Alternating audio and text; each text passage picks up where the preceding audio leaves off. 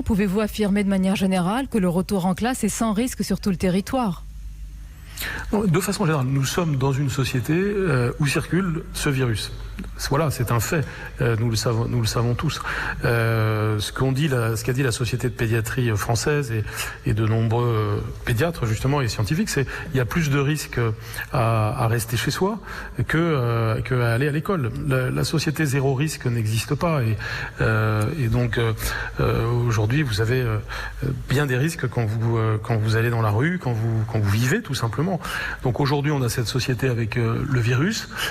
Si on raisonne à contrario, on pourrait dire qu'on reste tous chez nous sur un canapé en attendant la découverte d'un vaccin et la société s'effondrera pour bien d'autres raisons que le Covid-19. Non, mais sans aller jusque-là, il y a des problèmes. Vous ne dites pas qu'une rentrée en septembre...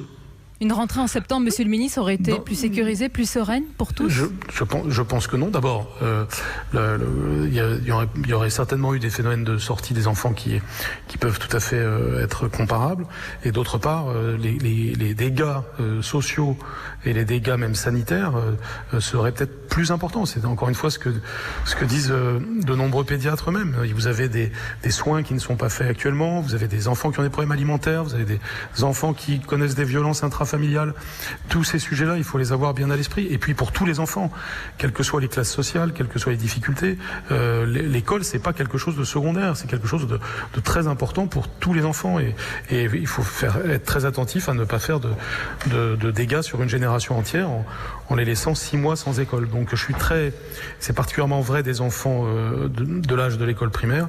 Et c'est mon devoir de ministre de l'Éducation que de garantir que ce droit à l'éducation ne soit pas considéré comme quelque chose de secondaire dans notre société.